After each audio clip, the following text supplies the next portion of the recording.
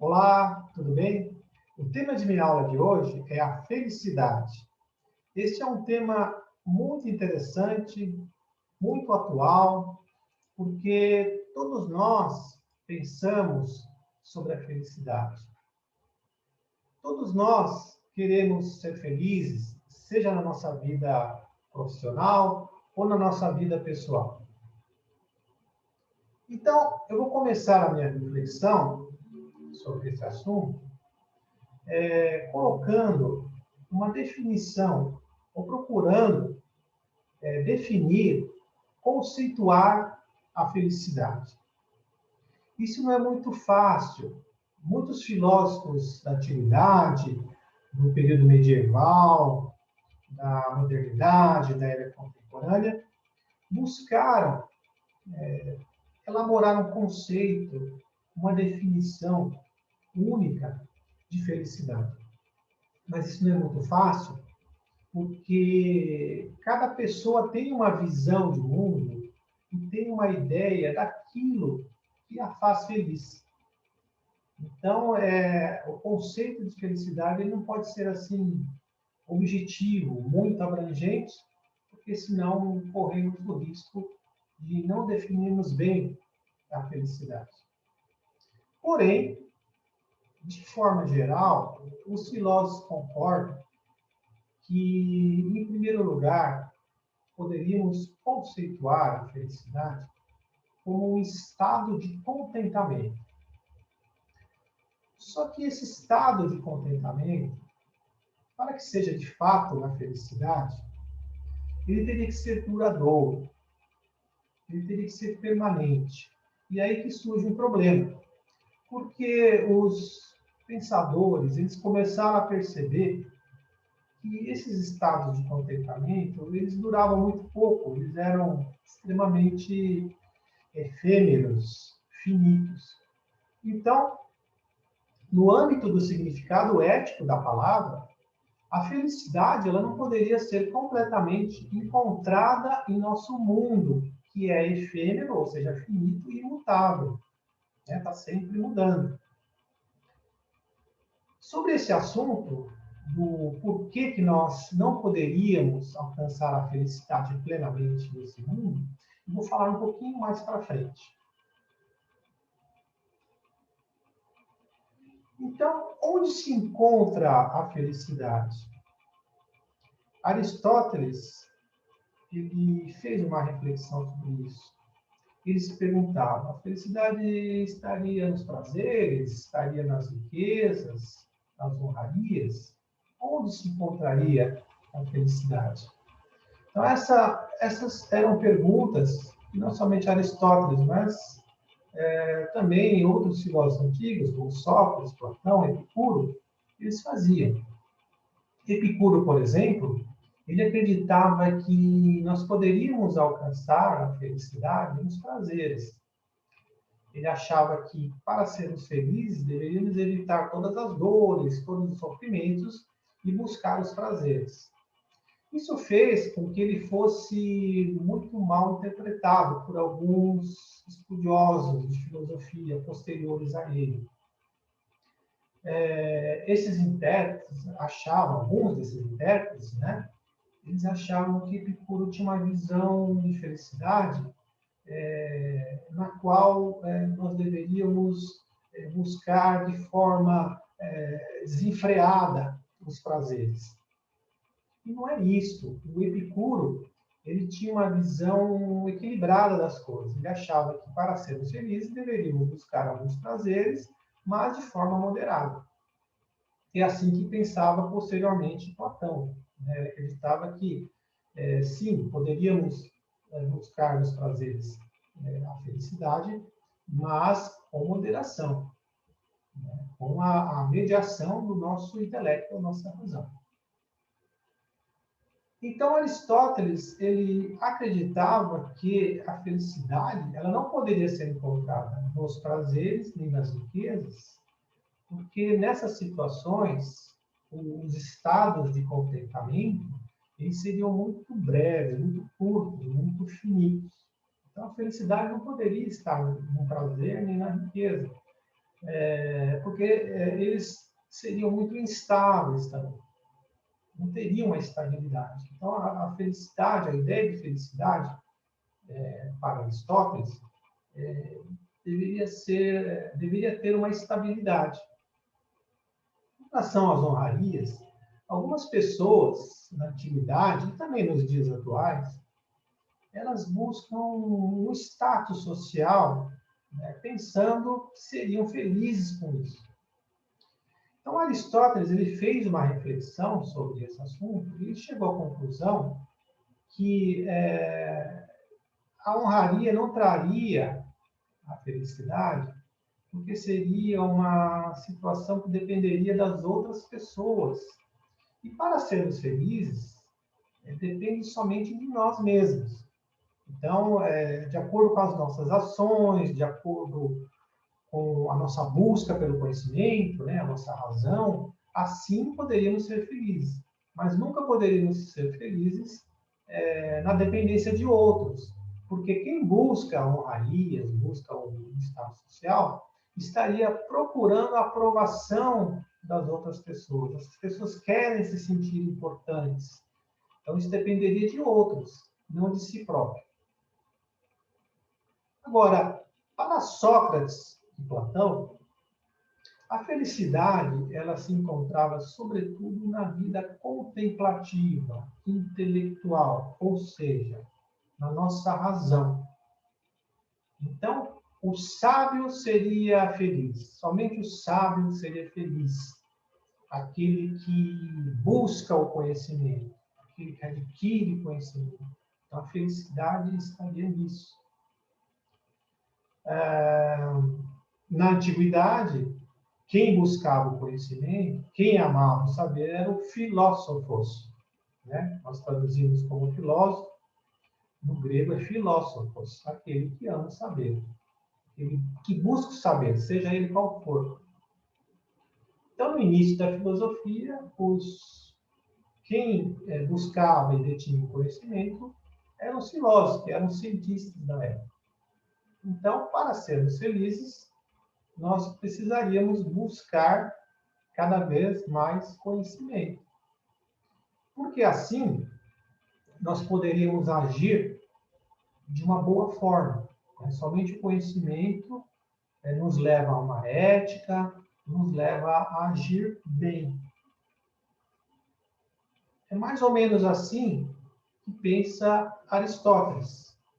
Então, Aristóteles, ele crê que a felicidade ela consiste em duas coisas básicas. Não somente a vida intelectual, a vida contemplativa, o intelecto, a razão, né, como vocês quiserem chamar, né, a mente. Não somente isso, mas também as nossas ações. Né? Então, para Aristóteles, são duas coisas básicas, duas coisas muito importantes para alcançarmos a felicidade. A primeira, as ações, nós vamos ver daqui a pouco, agir de forma ética, agir bem, e o exercício das atividades que dizem respeito à alma humana racional. Então, essa é uma definição que Aristóteles faz a respeito da felicidade. Voltando aqui um pouquinho, né, do que pensava Sócrates e Platão, né, que acreditavam que a felicidade ela seria possível basicamente no conhecimento, né, somente o sábio é feliz. Então, era bem parecido com o que pensava em Epicuro. Epicuro também, o famoso filósofo da antiguidade, ele acreditava, ele fazia uma relação da filosofia com a felicidade. Por quê? Nós só poderíamos ser felizes com a filosofia, com o saber, porque o saber, aquele que detinha o saber, como eu disse há pouco, era o filósofo. A sabedoria estava relacionada à filosofia. Então, como eu disse há pouco, né, para Epicuro, a felicidade não estaria somente nos prazeres, mas também no conhecimento, na filosofia. Conhecimento, na época, era sinônimo de filosofia. Então, ele diz o seguinte, que ninguém hesite em se dedicar à filosofia enquanto jovem, nem se canse de fazê-lo depois de velho, porque ninguém jamais é demasiado jovem ou demasiado velho para alcançar a saúde do espírito. Quem afirma que a hora de se dedicar à filosofia ainda não chegou, ou que ela já passou, é como se dissesse que ainda não chegou ou que já passou a hora de ser feliz.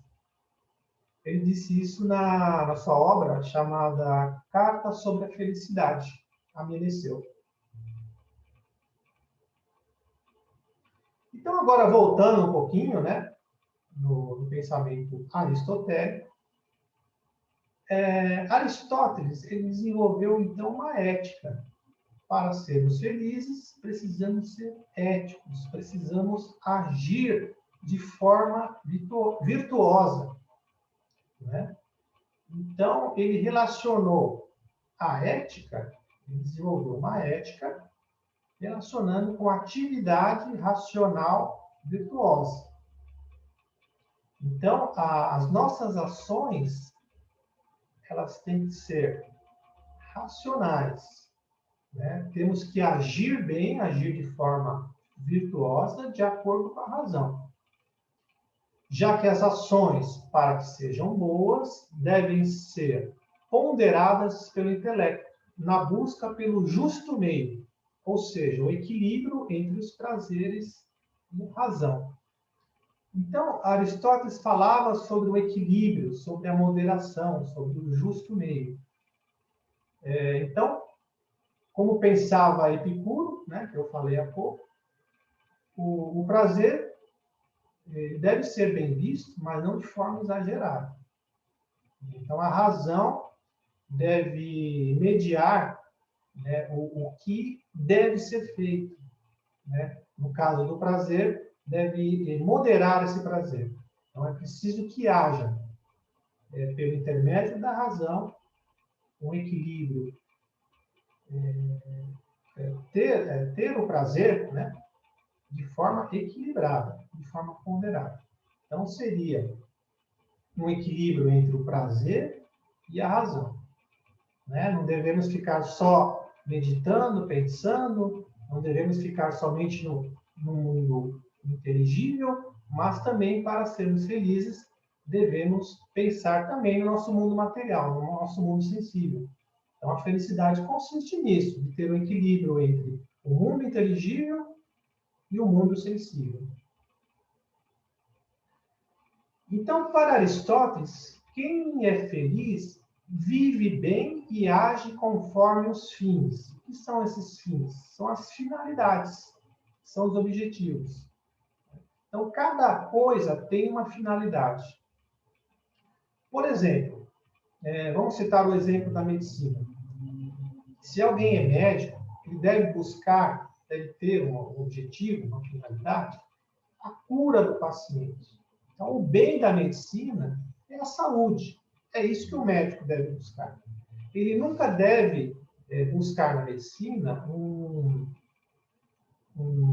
reconhecimento financeiro. Ele não deve buscar ficar rico com a medicina, por exemplo. Isso é algo secundário. Ele deve buscar, em primeiro lugar, o bem do seu paciente, o bem-estar do seu paciente. Então, esses são os fins que Aristóteles chama de fins particulares. Só que esses fins particulares, eles são submetidos a um fim maior, uma finalidade maior, que é o bem coletivo.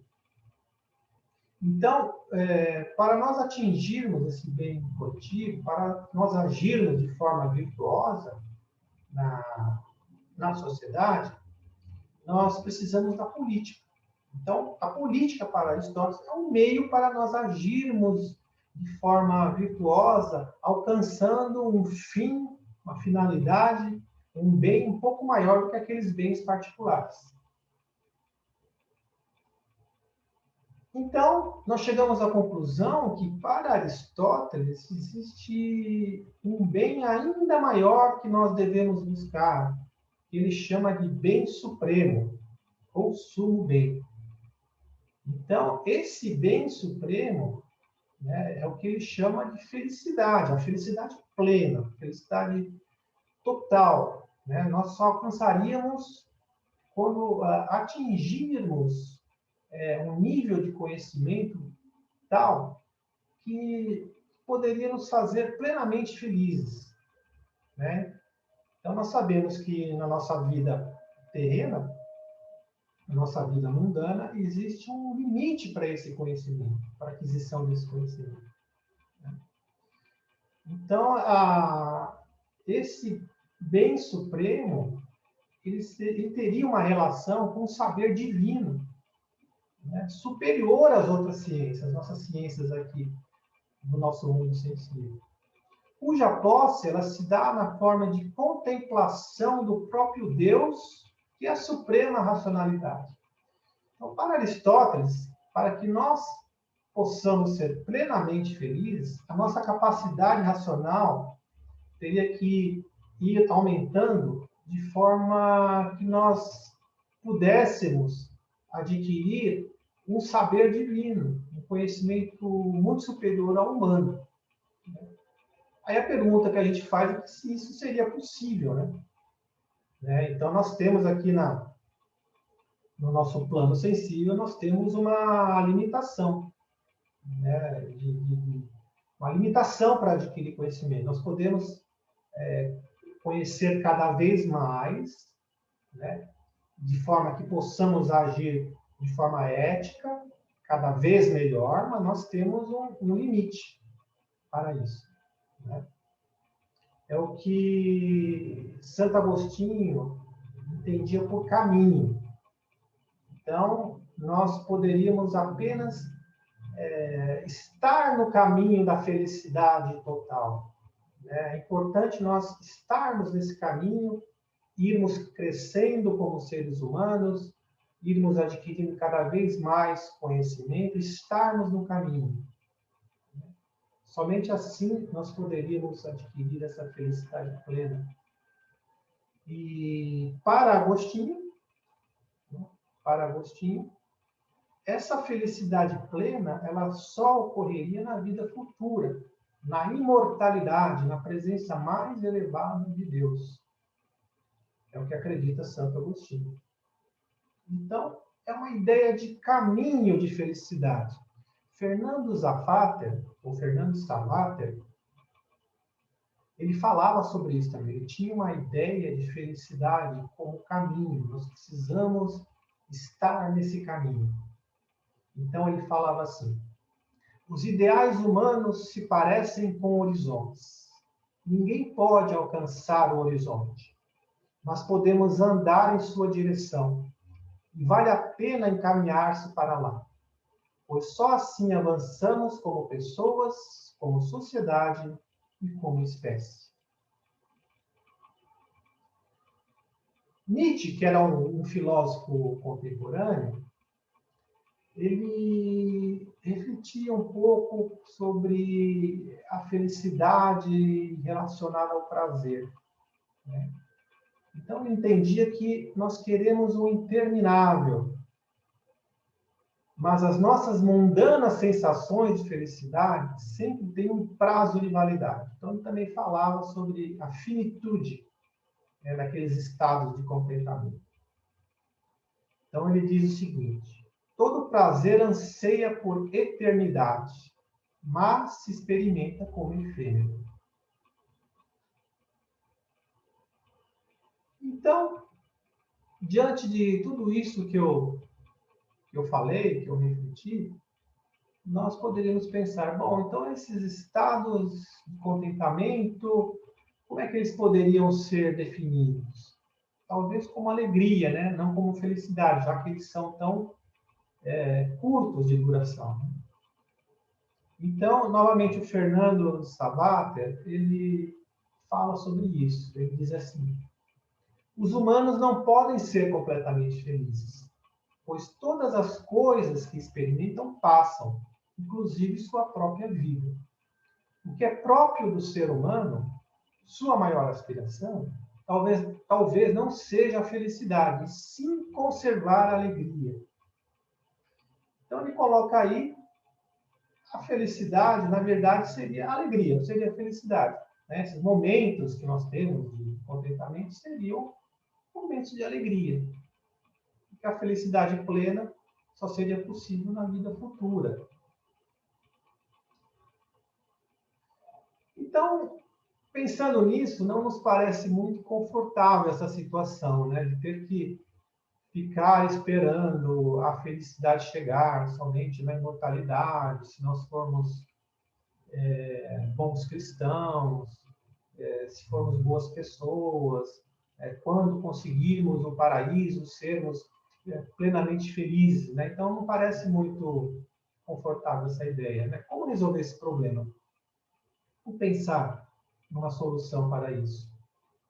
Então, o Blaise Pascal, que era um filósofo moderno, do século XVII, ele refletia sobre isso. Ele achava que nós deveríamos iluminar o nosso momento presente. Não somente ficar pensando no passado, naquilo que fizemos, nas coisas erradas que nos tornaram infelizes no passado. Também não devemos projetar a felicidade para o futuro, mas devemos tentar viver o presente e iluminar o presente. Ele diz o seguinte: que cada qual examine os seus pensamentos e os achará sempre ocupados com o passado e com o futuro. Quase não pensamos no presente. E quando pensamos, é apenas para tomar-lhe a luz a fim de iluminar o futuro. O presente não é nunca o nosso fim. O passado e o presente são os nossos meios. Só o futuro é o nosso fim. Assim nunca vivemos, mas esperamos viver. E dispondo-nos sempre a ser felizes, é inevitável que nunca o sejamos. Sobre esse assunto, o famoso escritor, cronista, pedagogo, teólogo, Rubem Alves, que faleceu em 2014, ele faz uma reflexão sobre essa tensão entre o efêmero, o finito, e o eterno, o infinito, entre a alegria e a felicidade. Ele faz uma reflexão sobre o assunto, colocando um exemplo de um casal de namorados, de um casal apaixonado. Ele diz o seguinte: valeu a pena eu haver vivido toda a minha vida só para poder ter vivido esse momento. Há momentos efêmeros que justificam toda uma vida. Quando a paixão acontece, é aquela felicidade imensa, aquela certeza de eternidade. Ah, como os apaixonados desejam sinceramente que aquela felicidade não tenha fim. O apaixonado pensa que seu amor será eterno. É preciso não estar apaixonado para compreender que a paixão é bolha de sabão, linda e efêmera. Bem, eu vou terminando a minha reflexão por aqui. Espero que você tenha gostado e te aguardo numa próxima oportunidade. Muito obrigado por sua atenção. Tchau, até mais.